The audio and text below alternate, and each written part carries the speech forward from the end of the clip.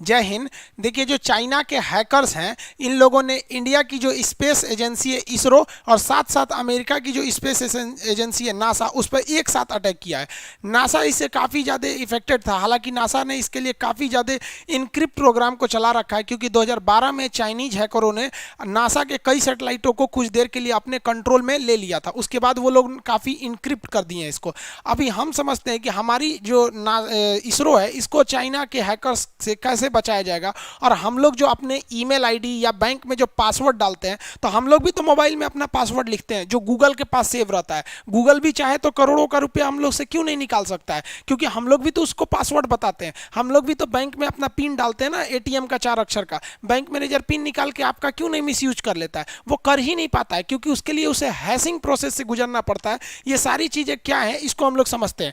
देखिए, जो Chinese hackers थे, उन्होंने सैटेलाइट को कुछ समय के लिए हैक किया था। इसको हैक करके वो बहुत कुछ कर सकते थे। जो अमेरिका की सैटेलाइट्स को हैक किया था उन लोगों ने, इसके अमेरिकन सैटेलाइट्स को एक दूसरे में लड़ा सकते थे, उसका रास्ता भटका सकते थे, या फिर उसको किसी अलग डायरेक्शन में या अर्थ की ओर उसको डायरेक्ट कर सकते थे, जिससे कि उस पर एक खासा खतरा हो सकता था। या फिर जो इंटरनेशनल स्पेस स्टेशन है, उस पर इसको ले जाकर लड़ा देते तो एक बहुत बड़ा झटका लग सकता था। इसलिए नासा ने पूरी तरह से इसको एकदम सेफ बना लिया है। लेकिन भारत के सैटेलाइट अभी भी पूरी तरह से सेफ नहीं है। लेकिन जो हमारे मिलिट्री सैटेलाइट है वो पूरी तरह से सेफ है, क्योंकि चाइनीज जो हैकर्स थे वो भारत के इसरो को, जो इसरो था उसको काफ़ी हद तक उन्होंने टारगेट किया। लेकिन इसरो की जो सैटेलाइट सिस्टम है उसमें दो तरह के सिस्टम को लगाया गया। जो सैटेलाइट बनाया जाता है, इस सैटेलाइट में एक ट्रांसपॉन्डर लगाया जाता है। ट्रांसपॉन्डर का मतलब होता है ट्रांसमिट करना और रिस्पॉन्ड करना। मतलब आपके जब आप यहाँ से ट्रांसमिट कर रहे हैं सैटेलाइट को, तो ये इसका रिस्पॉन्ड करके दूसरे को देगा। तो ट्रांसमिट एंड रिस्पॉन्ड से बना होता है ट्रांसपॉन्डर। तो जो इसरो का जो ट्रांसपॉन्डर होता है, इसमें दो सिस्टम से अवेलेबल है। एक इनक्रिप्टेड है, एक नॉन इनक्रिप्टेड है। नॉन इनक्रिप्टेड हम लोग के लिए यूज़ होता है, जो हम सैटेलाइट में डाटा भेजेंगे। जैसे मान लीजिए हम सैटेलाइट में लिख के भेजे गुड मॉर्निंग, तो वो गुड मॉर्निंग लिख के चला जाएगा। लेकिन जो इनक्रिप्टेड रहता है ना, उसमें हम गुड मॉर्निंग लिखेंगे तो उसमें कोड लिख देगा, कुछ कुछ कुछ लिख देगा, पता ही नहीं चलेगा क्या लिखे हैं। ये उसी को पता चलेगा जो रिसीव करेगा, क्योंकि उसके सिस्टम में एक ऐसा सिस्टम लगा है कि जो कोड को वापस उसको इंग्लिश या हिंदी में कन्वर्ट कर सके। तो भारत के जो सिविल काम के लिए जो सैटेलाइट है, जिससे आप डीटीएच वगैरह चलाते हैं, वो इनक्रिप्टेड नहीं रहता है। लेकिन जितने भी मिलिट्री सैटेलाइट हैं भारत के, वो सारे के सारे इनक्रिप्टेड रहते हैं। अब इस इनक्रिप्टेड को समझते हैं। इसी इनक्रिप्टेड सैटेलाइट के आधार पर हम लोग जहाज में वाईफाई को चला देते हैं। जहाजों में वाईफाई नहीं रहता, तो अब एक नया सिस्टम के तहत इनमें भी वाईफाई लगा दिया जाता है। इसके ऊपर एक एंटीना होता है। अब एंटीना पहले क्या था कि नीचे के एंटीना से, ग्राउंड से बातें होती थी, जो अंदर की वाईफाई चलती थी लोगों के लिए। पायलट जो होता है वो रेडियो फ्रीक्वेंसी का यूज़ करता है, तो इसका अलग होता है। लेकिन रेडियो फ्रीक्वेंसी में समस्या क्या, बड़ी भड़बड़ भड़बड़ आवाज़ करता है। इसलिए अगर आप जहाज में बैठे होंगे, कभी पायलट आपको बोलता होगा कि मौसम सही है या गलत, तो उसकी आवाज़ देखेंगे तो अजीब सी आएगी आपको। तो इसी नीचे ग्राउंड को ख़त्म करने के लिए हम लोगों ने सैटेलाइट से अब क्या किया, जोड़ना चालू किया। तो ये सैटेलाइट से इस पर हम लोग डायरेक्ट वाईफाई का कनेक्शन देते हैं, जो अंदर जाके सबको डिस्ट्रीब्यूट कर देता है। अब इसकी स्पीड उतनी अच्छी नहीं होती है, क्योंकि अभी हम लोग इसे KU बैंड यूज कर रहे हैं।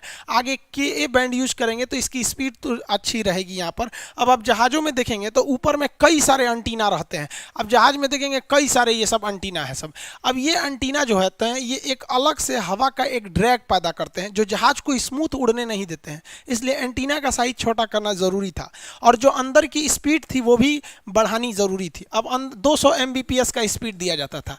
अब 200 Mbps जो स्पीड है, ये पूरे जहाज के लिए स्पीड है। अब इस जहाज में मान लीजिए 100 आदमी भी अगर यूज़ कर रहे हैं, तो वो 2 MB हो जाएगा पूरा घट के, वहाँ पर तो काफ़ी कम हो जाएगा। तो जहाज के अंदर उतनी स्पीड नहीं मिल पाती है। लेकिन अब KA बैंड आएगा तो उससे स्पीड थोड़ी अच्छी हो जाएगी जहाज के अंदर। और जो ग्राउंड से जो सिग्नल दिया जाता था, उससे तो लाख गुना अच्छा है सैटेलाइट वाला। अब ये देखिए, जो ट्रांसपॉन्डर होते हैं ना, सैटेलाइट में लगे रहते हैं, तो जो फ्रीक्वेंसी छोड़ते हैं, उस फ्रीक्वेंसी को हम लोग बैंड कहते हैं। अलग अलग फ्रीक्वेंसी को छोड़ते हैं, जिसमें L बैंड आता है, S band, C band, X band, KU band, K band, KA band, ये काफ़ी बैंड होते हैं। अब आप इसका एक स्क्रीनशॉट लेना चाहें तो ले सकते हैं। देखिए, L बैंड जो होता है ना, 1 से 2 गीगाहर्ट्ज पे काम करता है, इसकी स्पीड जो होती है फ्रीक्वेंसी। S बैंड 4 गीगाहर्ट्ज पे काम करता है। C बैंड और अच्छा काम करता है। X बैंड जो होता है ना, मिलिट्री के लिए यूज होता है। हम लोग को जो दिया जाता है वो S बैंड और C बैंड दिया जाता है, हम लोग जो मोबाइल वगैरह में चलाते हैं। और मिलिट्री को जो दिया जाता है वो कौन सा दिया जाता है, वही एक्स बैंड दिया जाता है मिलिट्री वगैरह को। अभी जहाज़ों में जो यूज होता है वो केयू बैंड होता है। केयू बैंड जो होता है इसकी फ्रीक्वेंसी अच्छी होती है। देखिए जितना ज़्यादा फ्रीक्वेंसी बढ़ाएंगे ना, खराब मौसम में उतना अच्छा काम नहीं करेगा। अब इससे भी बेहतरीन, अब के बैंड का उतना यूज नहीं हुआ, के ए बैंड का ज़्यादा यूज होने लगा। तो जो सैटेलाइट फ्रीक्वेंसी छोड़ता है उसकी स्पीड उसकी फ्रीक्वेंसी पे डिपेंड करता है कितना तगड़ा होगा। तो के यू बैंड से अच्छा था आपका के ए बैंड। अब इससे भी अच्छा रहेगा वी बैंड, उससे अच्छा रहेगा डब्ल्यू बैंड, कई बैंड अच्छे होते हैं। जैसे जैसे आप इधर जाएंगे तो आपकी जो अपलोडिंग स्पीड है वो बढ़ती जाएगी। देखिए इधर हाई होती जाएगी, जो थ्रो आउट है वो हाई हो जाएगा। जो आपका एंटीना का साइज है तो एल बैंड की एंटीना का बहुत बड़ा लगाना पड़ेगा, और इधर आएंगे तो एंटीना का साइज छोटा होते लगेगा। तो यही लिखा है कि एंटीना का साइज इस साइड जैसे जैसे आएंगे एंटीना का साइज छोटा होते जाएगा, और अगर वो एल बैंड या एस बैंड या सी बैंड लगाएंगे तो बड़े साइज का एंटीना लगाना पड़ेगा। अब आप ही बताइए ना, जहाज के ऊपर बड़े साइज का एंटीना लगाएंगे तो एक हवा का ड्रैग उत्पन्न करेगा जो अच्छा नहीं माना जाता है। इसलिए हम लोग के यू बैंड के अलावे अब हम लोग क्या लगाने जा रहे हैं, के ए बैंड। क्योंकि जैसे जैसे जाएंगे तो इस साइड में बैंड जो होता है बड़ा होने लगता है, क्लियरिटी अच्छी आती है। तो अभी जो जहाज़ों में यूज़ होगा वो इसरो द्वारा बनाया गया के ए बैंड होगा। इसकी क्या होगी, स्पीड अच्छी होगी, साउंड की क्लियरिटी अच्छी होगी। लेकिन ख़राब मौसम में ये उतना अच्छा काम नहीं करेगा। ख़राब मौसम में यही सब अच्छा काम करते हैं। तो इंडियन जो एयर स्पेस है उसने अपनी जहाज़ों को एक दिशा निर्देश दिया है कि आप अपनी जहाज़ों में के यू बैंड भी लगाइएगा और के ए बैंड भी लगाइएगा। क्योंकि जब मौसम सही रहेगा तो के ए बैंड से काम चल जाएगा, और जब खराब मौसम है तो के यू बैंड से काम चलेगा। यानी कम्युनिकेशन फेल नहीं होना चाहिए। ये हम पैसेंजर्स के लिए लगाया जा रहा है। रेडियो फ्रीक्वेंसी पे पायलट्स वगैरह बात करते हैं, लेकिन अब जो मिलिट्री वाले या जो हैकर से बचने के लिए हम लोग किसका प्रयोग करते हैं, इनक्रिप्शन का। इसी से बना है आपका क्रिप्टो करेंसी जिसे बिटकॉइन कहते हैं। देखिए जब भी आप कहीं पे अपना पासवर्ड डालते हैं, चाहे वो एटीएम के मशीन हो या फिर कहीं पे भी आप पासवर्ड बनाते हैं, आप अपने मोबाइल में बनाते हैं, ईमेल आईडी में कहीं पे भी पासवर्ड बनाते हैं, तो ये पासवर्ड को गुजरना पड़ता है हैशिंग प्रोसेस से। ये हैशिंग प्रोसेस क्या है तो समझिए ध्यान से, ये क्या प्रोसेस होता है। आप कुछ भी चीज़ों को लिखते हैं तो हैशिंग प्रोसेस के तहत उसे एक 40 डिजिट के एक बहुत बड़े नंबर में कोड में बदल दिया जाता है। जैसे यहाँ लिखा हुआ है लायन, हम बड़ा लिख देते हैं लायन, तो यहाँ 4 अक्षर है। ये हैशिंग प्रोसेस से इसको क्या बना दिया, एक इतना बड़ा अक्षर बना दिया, 40 अक्षर के कोड में बना दिया। अब हैशिंग की पहली विशेषता समझिए, आप कितना भी बड़ा वर्ड इधर लिखिए। आप मान लीजिए यहाँ एक लिख देते हैं आई एम खान, हम इतना बड़ा लिख देते हैं तो इसको, ये मेरा कोड हो गया, सपोज कर लिए मेरा कोड है, ये मेरा पासवर्ड है, तो आई एम खान, तो ये इसको कितना अक्षर में बनाएगा, 40 अक्षर के कोड में बनाएगा। और अगर हम यहाँ केवल अपना पासवर्ड बना देते हैं लव, तो भी इसको ये 40 अक्षर में ही बनाएगा। यानी आप अपना पासवर्ड कितना भी अक्षर बनाइए, ये उसको 40 अक्षर में ही बनाता है। यहाँ पे हैशिंग एक फिक्स साइज होती है, उसी में बनाएगा यहाँ पर पहला। अब देखिए हैशिंग से क्या होता है, बात समझिए। जब कभी भी आप अपना गूगल पे अपना पासवर्ड बनाते हैं तो गूगल के पास आपको पासवर्ड नहीं जाता है। जैसे मान लीजिए हमने पासवर्ड बना दिया लाइन, सपोज कीजिए लाइन बनाया है, यहाँ लाइन लिखा हुआ है, हम बड़ा लिख देते हैं लाइन, तो गूगल के पास जो पासवर्ड पहुंचा है वो हैशिंग वाला पासवर्ड पहुंचा, ये पहुंचा है। तो गूगल को पता ही नहीं है कि आपने पासवर्ड लिखा क्या है, गूगल को ये इंक्रिप्शन पता है। समझ में आ गया कि नहीं आ गया। अब अगर कोई गूगल का कर्मचारी है या गूगल से किसी ने ये इनक्रिप्टेड कोड उठा लाया तो भी वो आपका अकाउंट हैक नहीं कर पाएगा, क्योंकि उसको ये वाला कोड पता है। और अगर गलती से वो ये वाला कोड इधर से आपके अकाउंट में या पासवर्ड में भरेगा तो वो इसका एक अलग पासवर्ड जनरेट कर देगा वहां पर, क्योंकि हैशिंग केवल वन वे डायरेक्शन में काम करता है। देखिए तीर केवल इधर बना है, यानी आप लाइन को इधर से कन्वर्ट कर सकते हैं, लेकिन अगर आपको ये वाला चीज मिलेगा तो आप इसको इधर से कन्वर्ट नहीं कर पाएंगे कि क्या लिखा हुआ है। तो आपको पासवर्ड में इंक्रिप्शन थोड़ी लिखने को बोलता है, आपको तो पासवर्ड लिखने को मिलता है। तो अगर आपको किसी का हैशिंग कोड पता चल गया तो आप ये नहीं बता पाएंगे कि वो क्या चीज लिखा हुआ है। तो दो चीज समझ में आ गया कि पहला, हैशिंग कोड कितना छोटा हो या कितना बड़ा हो, आप अगर पासवर्ड बनाते हैं तो हैशिंग के बाद उसे एक 40 डिजिट के कोड में बना दिया जाता है, पहला। दूसरा, ये वन वे काम करता है, इधर से इधर काम नहीं कर सकते। समझ में आ गया कि नहीं आ गया। अब जरा एक चीज ध्यान समझिए, ये जो हैशिंग की क्रिया हो रही है, हैशिंग मतलब पासवर्ड जनरेट करना, इस पूरी क्रिया को हम क्रिप्टोग्राफी कहते हैं। इसी से बना है क्रिप्टो करेंसी, जिसे आप बिटकॉइन बड़ी अच्छा से बड़ा आप लोग सुने होंगे, समझ में नहीं आता होगा आप लोग को, वो भी नॉर्मल चीज़ है।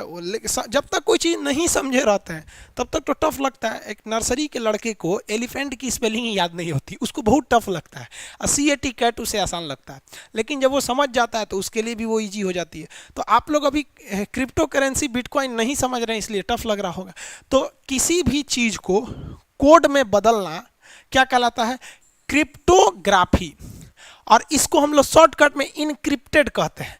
अगर किसी चीज जैसे लाइन का हम क्या कर दिए हैं, लाइन को हम क्या कर रहे हैं भाई साहब, क्रिप्टोग्राफी टेक्नोलॉजी का प्रयोग करके इसे पासवर्ड जनरेट किए हैं, यानी इसको हम इनक्रिप्ट किए हैं। इनक्रिप्ट करने के बाद जो हमें पासवर्ड मिला है उसे हम लोग कहते हैं हैशिंग। तो ये वाली चीज क्या है? हैशिंग। और ये पूरा प्रोसेस क्या कहलाता है? क्रिप्टोग्राफी कहलाता है, या इसी को क्या कहते हैं? इनक्रिप्ट कहते हैं। इसमें इनक्रिप्ट करने में 1 सेकेंड का टाइम लगता है। तो जब भी आप कभी अपने गूगल अकाउंट पे या कहीं भी ऑनलाइन अपना पासवर्ड डालते हैं तो तुरंत कोई चीज़ नहीं खुलती है। जब आप पासवर्ड भरते हैं ना तो उसका क्या किया जाता है? हैशिंग कोड ढूंढा जाता है। जैसे आपने पासवर्ड बना लाइन, तो उसका लाइन का वहां क्या बनेगा? ये वाला कोड बनेगा। जो भी कोड गूगल क्या याद रखा है आपका? ये वाला कोड याद रखा है। समझ में आ गया कि नहीं आ गया? इसलिए गूगल से भी आप सुरक्षित हैं। इसमें एक और चीज क्या खासियत है कि अगर आप इसमें थोड़ा सा भी चेंजिंग करते हैं, जैसे हम लाइन के जगह पे लायंस लिख देते हैं, बहुत सारे शेर, तो यहां पर ये वाला पासवर्ड टोटली चेंज हो जाएगा। यानी अगर इधर एक भी चेंजिंग किए ना तो ये टोटली चेंज हो जाएगा, ताकि दुनिया में किसी को यही नहीं पता चलता है कि किस हैश कोड का कौन सा ओरिजिनल वर्ड है। क्योंकि मोबाइल में आपको ओरिजिनल वर्ड भरना होता है, न कि आपको हैशिंग कोड भरना होता है। अगर मान लीजिए मेरा पासवर्ड लाइन है लेकिन किसी को ये हैशिंग कोड मिला, ये भरेगा तो नहीं खुलेगा। वो कहेगा कि भैया तुम ये भरो, हम कन्वर्ट करेंगे कि क्या चीज़ है। इस हिसाब से काम करता है। हर चीज़ का हैशिंग कोड अलग होता है। कुछ भी चीज़ लेंगे तो उसका हैशिंग कोड अलग होता है। आप जो भी पासवर्ड बनाते हैं, आप समझ गए, आपका पासवर्ड कहीं भी, जैसे आप मेरे एप्लीकेशन पे पढ़ते हैं तो आप अपना पासवर्ड बनाते हैं, तो मेरे पास वो पासवर्ड चला आता है, लेकिन हमको ही नहीं पता चलता है ससुर आपने पासवर्ड बनाया क्या। कई लड़के मोबाइल में, हम मेरा एप्लीकेशन डाउनलोड करेंगे खान सर ऑफिशियल, तो उसमें कहता है क्रिएट पासवर्ड, तो लड़कों को लगता है ये ईमेल आईडी का पासवर्ड मांग रहा है, तो लड़का सब अपने ईमेल आईडी का पासवर्ड भर देता है। भाई साहब वहाँ आपका पासवर्ड बनाने के लिए कहता है, जिस तरह आप अपने ATM का बनाते हैं कि आप मेरे एप्लीकेशन को आप ही पढ़ सके क्योंकि आप फीस दिए हैं, तो अपने पासवर्ड भर देता है, वो भी मेरे पास आ जाता है। लेकिन भैया आप उससे डरिए नहीं। क्यों नहीं डरिए? क्योंकि आप कुछ भी लिखे होंगे यहाँ पासवर्ड में, हमको वो थोड़ी आया, हमको तो उसे इनक्रिप्ट करके यानी क्रिप्टोग्राफी के द्वारा हमें उसका हैशिंग कोड मिला, और हम क्या करेंगे वो हैशिंग कोड लेके? इतना बड़ा हम का हैकर समझ रहे हैं कि हम आपका ईमेल आईडी निकालेंगे? नहीं निकाल सकते। इसलिए सुरक्षित रहिए। लेकिन इसके बाद भी ससुरा हैक कर लेता है सब। कैसे? तो उसके लिए 3 टेक्नोलॉजी का प्रयोग होता है। पहला समझिए, पहला जो टेक्नोलॉजी होता है उसे हम लोग कहते हैं रैम्बो टेबल। रैम्बो टेबल क्या है कि रैम्बो टेबल जो बड़े बड़े हैकर हैं ना, वो दिमाग लगा लिए हैं। उन्होंने क्या किया, एक ग्रुप बनाया है, एक बहुत बेहतरीन उन्होंने ग्रुप बनाया है कि किस वर्ड का हैशिंग कोड क्या है। जैसे मान के चलिए कि कैट लिख दिए हैं, कैट का उनको पता है कि हैशिंग कोड इस तरह करके कुछ कुछ है, तो उन्होंने एक लिस्ट बना के रखा है, एक टेबल बनाया है कि भैया ऐसा वाला चीज जहां मिले तो उसका मतलब कैट है, ये मिले तो इसका मतलब ये है। तो उन्होंने एक लिस्ट बना के रखा है, बहुत सारा लिस्ट बना के रखा है, लाखों की संख्या में उनके पास हैशिंग नंबर का लिस्ट है। और गूगल के पास से या कहीं से भी आपका हैशिंग कोडवा चुरा के लाते हैं और इस टेबलवा में यहाँ पर लिख देते हैं वो। और वो क्या करता है, ये टेबल खट खट खट खट खट खट जाता है और मैच कर देता है, और वह जहाँ मैच करेगा वहाँ घेर देगा, कहेगा ससुरा का यही वाला पासवर्ड है, यही वाला पासवर्ड है। समझ में आ गया? तो आप अगर इस रैम्बो टेबल से बचना चाहते हैं तो आप ऐसा पासवर्ड बनाइए जिसमें कॉमन नेम ना है, जैसे मैंगो, लव, माई नेम, ये सब कुछ नहीं, उल्टा सीधा पासवर्ड बनाइए, तो आप इस रैम्बो टेबल से बच सकते हैं। इसके अलावे जो हैकर होते हैं सब, जो हैकिंग करते हैं सब, वो 2 चीज़ों का प्रयोग करते हैं सब। एक आपका ब्रूट फोर्स अटैक होता है। ब्रूट फोर्स अटैक से बचने के लिए, ब्रूट फोर्स अटैक क्या होता है, जैसे मान लीजिए मेरा पासवर्ड है, वो हैक नहीं कर पाया, लेकिन हम कभी साइबर कैफ़े में गए, वहाँ अपना पासवर्ड डाले हैं, किसी दोस्त के मोबाइल में अपना पासवर्ड डाले हैं, किसी और में, तो जो ब्रूट फोर्स होता है ना, दूसरे वाले में से सर्च करते करते थोड़ा निकाल के और फिर रैम्बो टेबल में रख के एक आइडिया लगा लेता है, फिर आपको हैक कर लेता है। तो ब्रूट फोर्स से बचने के लिए आपको क्या करना चाहिए, अपना पासवर्ड लंबा बनाइए, 75 ठो मोबाइल में लॉगिंग मत कीजिए, किसी दूसरे के नहीं, पर्सनल मोबाइल रखिए, पर्सनल लैपटॉप उसमें रखिए। और एक डिक्शनरी टेबल आता है, ये भी रैम्बो टेबल की तरह होता है। डिक्शनरी क्या है, उसमें बना हुआ है, 10 ठो कोड बना हुआ है, अगर उसमें मैच कर गया तो आप फंस गए, नहीं तो नहीं फंस पाएंगे आप लोग। समझ में आ रहा है कि नहीं आ रहा है? हैकिंग से ज़्यादातर हैकिंग कैसे, आजकल टीचरों के चैनल बड़ी ज़्यादा हैक हो रहे हैं। रीजन समझिए क्या हो रहा है कि ज़्यादातर जो टीचर हैं वो खुद मैनेज नहीं करते हैं। जैसे हम क्या करते हैं, हम वीडियो खुद ही बनाते हैं, एडिट खुद करते हैं, अपलोड खुद करते हैं, सब कुछ खुद करते हैं, दूसरे का कुछ नहीं करते हैं। लेकिन ज़्यादातर टीचर एक स्टाफ रखे हुए हैं, अब वो रिकॉर्ड करके चलेगा, स्टाफ टीचर का मोबाइल लिया, अपने मोबाइल में वो सब कुछ रखा है। अब क्या होता है कि आपका मोबाइल सेफ है, लेकिन आपका जो स्टाफ है वो अपने दोस्त को दिया, वो अपने दोस्त को दिया, धीरे धीरे करते करते जहां 3-4 मोबाइल में लॉगिन हुआ, बस हो गया, ब्रूट फोर्स हो गया। और सबसे बड़ी टीचर्स के अकाउंट हैक होने का सबसे बड़ा कारण क्या है, वो अपने बैच का प्रचार करा रहे हैं, इसलिए हैक हो जाता है। देखिए जैसे कोई टीचर है, उसको मान लीजिए वो अच्छा पढ़ा रहा है सपोज, लेकिन वो चाहता है कि हमको इंडिया के कम से कम 10 लाख स्टूडेंट हमें देखें, और 10 लाख देखने के लिए तो कंपनी आती है जिसे कहा जाता है सोशल मीडिया सोल्यूशन। तो सोशल मीडिया सोल्यूशन वाले क्या कहते हैं कि आप हमें 2 लाख दे दीजिए, हम अलग अलग लड़कों के ईमेल पे भेज देंगे वो लोग। अब वो क्या करते हैं, उनका वीडियो हो गया, डेमो वीडियो, और आपको प्रचार करने के लिए भेजेंगे, तो आप ही के चैनलवा से कराएंगे ना, तो आप उस कंपनी को अपना पासवर्ड बताते हैं, ईमेल आईडी बनाते हैं। अब वो कंपनी वाले का जो लैपटॉप होता है वो सेफ नहीं होता है, उस पर हजारों लोग कस्टमर बन के आए रहते हैं। आप अपनी आईडी को सुरक्षित रखते हैं, लेकिन कंपनी वालों के लिए आप कस्टमर हैं, आप उनको दे दिए, और जहां दिए तो आपका तो प्रचार करा दिया, आप खूब यूट्यूब पे हल्ला हो गया, अरे भाई सर जी बहुत अच्छा पढ़ा रहे हैं, और 2-4 महीना बाद उनका हैक हो जाता है।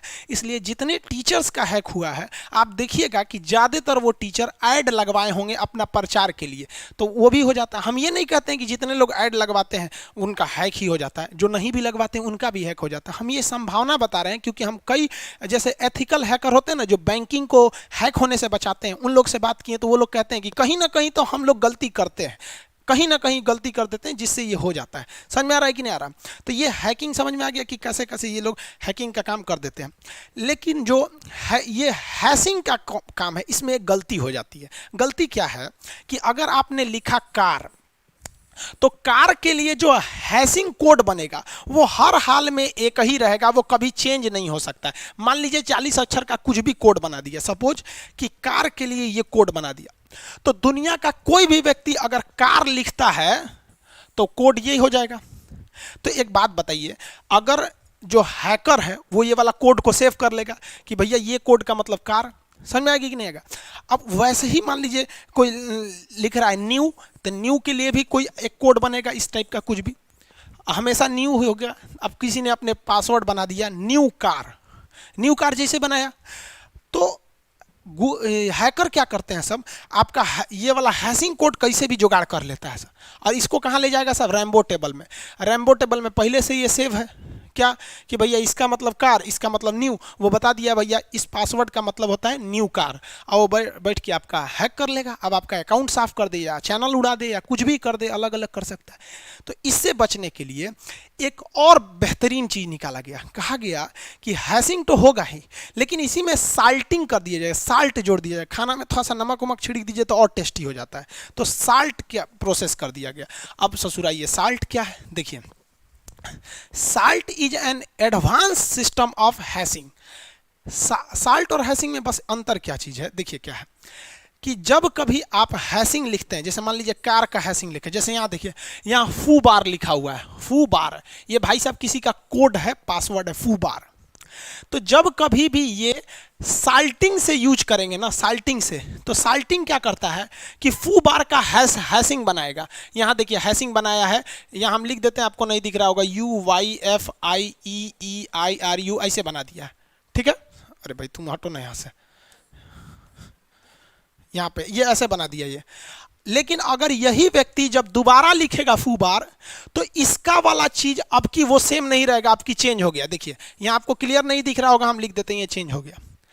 तो हैशिंग में और साल्टिंग में यही डिफरेंस है कि अगर आप सिंपल हैशिंग लिखिएगा तो एक खास तरह के आपके पासवर्ड का एक फिक्स आपका कोड बनाएगा, समझ में आ गया। लेकिन अगर उसी हैशिंग के साथ साथ आप साल्टिंग जोड़ देते हैं तो बार बार चेंज कर देगा उसको, तो ये कुछ ज़्यादा ही सिक्योर हो जाता है। तो अगर आपका अकाउंट बिजनेस है, आप लोग जो इस क्लास को देख रहे हैं, अगर आप बड़े टीचर हैं या फिर बड़े बिजनेसमैन हैं, तो आप लोग अपने डेवलपर से बोलिए और कहिए कि हमें हैशिंग के साथ साथ साल्टिंग टेक्नोलॉजी भी दीजिए। अगर आप साल्टिंग और हैशिंग कर लिए हैं तो आपके हैक होने का चांसेस लगभग खत्म हो जाता है। गलती आप ही कर देते हैं। गलती आप लोग कहाँ कहाँ कर देते हैं? सबसे पहला कि आप पासवर्ड इजी बना देते हैं, अपना डेट ऑफ बर्थ बना देंगे, नहीं तो मोबाइल नंबर बना देंगे। भैया ये पासवर्ड नहीं बने, पासवर्ड कम से कम रखिए 14 अक्षर का। समझ में आ गया? 14 अक्षर का पासवर्ड रखिए।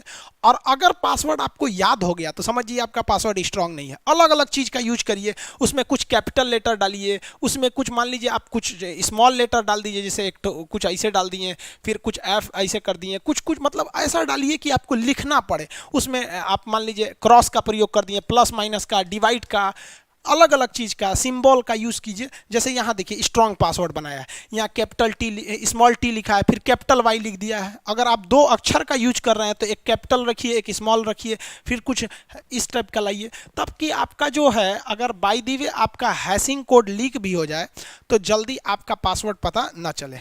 उसके बाद आप अपने मोबाइल में जब भी गूगल में जाएंगे तो 2 स्टेप वेरिफिकेशन जरूर लगाएंगे। 2 स्टेप वेरिफिकेशन जो होता है ये आपके मोबाइल को एक्स्ट्रा सिक्योर बना देता है।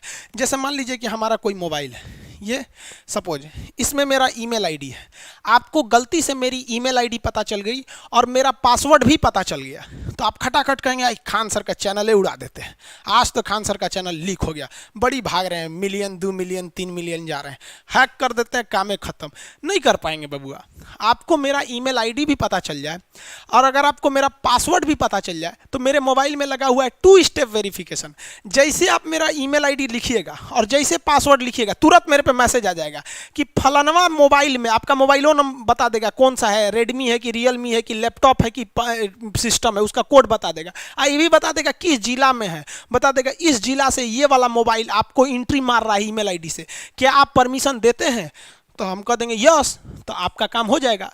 और हम यस करेंगे, हम सीधा कर देंगे नो, तो कहेगा कि आप सुनिए, नो मत कीजिए, आप जो है ना वो आपका पासवर्ड जान गया, आप चेंज कर दीजिए। तो हम खटर खटर खट खट खट खट करके चेंज कर देंगे। अब आप जानियो गए हैं तो कोने काम के। समझ में आ रहा है कि नहीं आ रहा है? तो 2 स्टेप वेरिफिकेशन जरूर रखिए। इससे अगर ये नहीं है तो समझिए आप चौपट। और उसके बाद भी जब आप अपना ईमेल अकाउंट खोलिएगा तो उसमें लिखता है मैनेज अकाउंट, उसमें जाके देख लीजिएगा कि किस किस मोबाइल में आपका ईमेल आईडी खोला गया है, और 2 स्टेप वेरिफिकेशन। और जब भी आपके मोबाइल पे कोई मेल आता है रिकवरी का, दिखेगा रिकवरिंग, तुरंत इसको भैया जैसे आया रिकवरिंग तुरंत नो मारिए, तुरंत नो। जिस किसी का आता है मोबाइल हैक होता है ना, तुरंत मैसेज आता है recovering, your mobile is recovering, तो वो सोचता है ससुरा रिकवरिंग हो रहा है, ये कौन चीज़ है रिकवरिंग, और 6-7 सेकंड में पूरा रिकवरिंग मार देता है। जैसे रिकवरिंग आया तुरंत नो मारिए, तुरंत नो। तो जो हैक कर भी लिया है ना, क्योंकि एक अलग चीज़ आती है जो आपका 2 स्टेप वेरिफिकेशन को तोड़ देते हैं सब, तो भी आपके पास एक मेल आएगा रिकवरिंग का। इसमें सोचिए नहीं, तुरंत क्या मारिए, नो। और एक चीज़ और बताते हैं, ऑनलाइन में जब भी आपको कुछ समझ में नहीं आए ना, सीधे नो मारिए, सीधे नो। क्योंकि मान के चलिए अगर आप अच्छा चीज को नो मार दिए तो दोबारा वो जेन्युइन है, आप दोबारा उसे चालू करा सकते हैं। सपोज मेरे बैंक से मैसेज आया है कि आप अपना एटीएम को क्या कीजिए, दोबारा रिन्यू कीजिए, हम नो मार दिए, तो फिर जाके रिन्यू करा सकते हैं।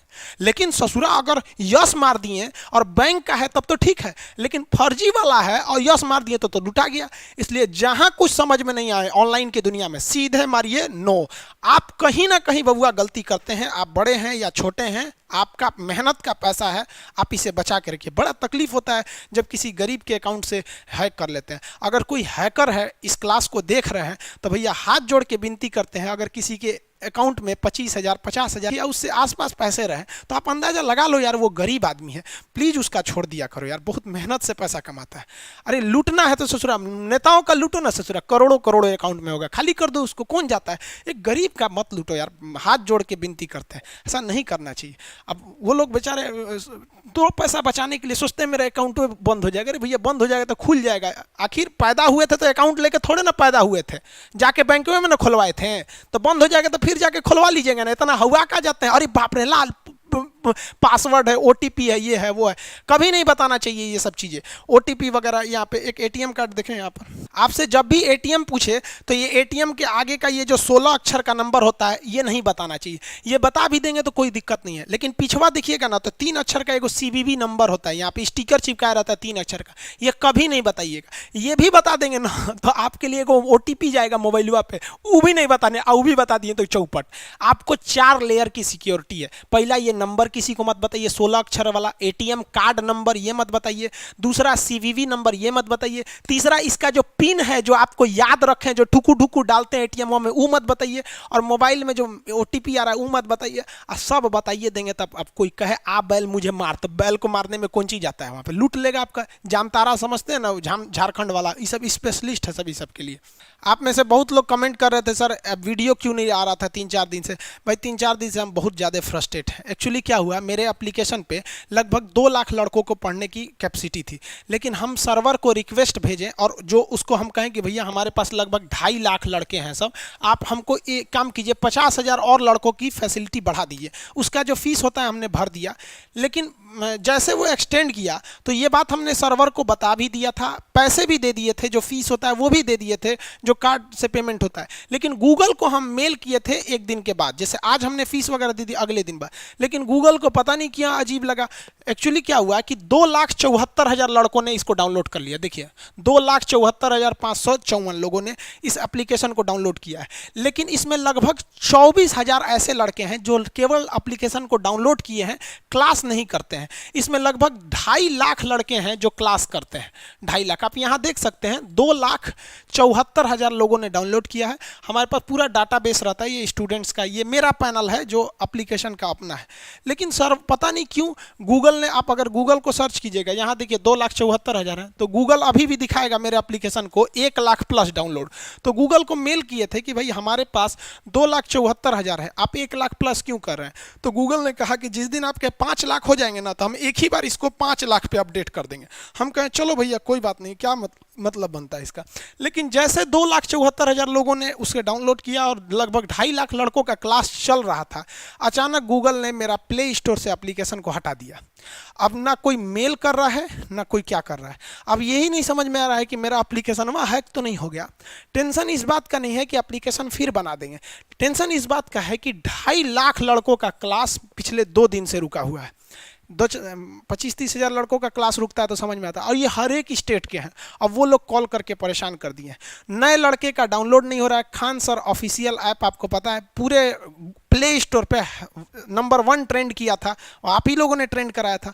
और आप कई लड़कों का एप्लीकेशन जो जिनके भाई हैं कोई लिंक भेज रहा था वो डाउनलोड नहीं हो रहा है। अब गूगल भैया हमारे पे भी रहम कर दीजिए, बच्चों के भविष्य का सवाल है, एग्ज़ाम करीब आया हुआ है, 2.5 लाख लड़कों से भविष्य से मत खेलिए।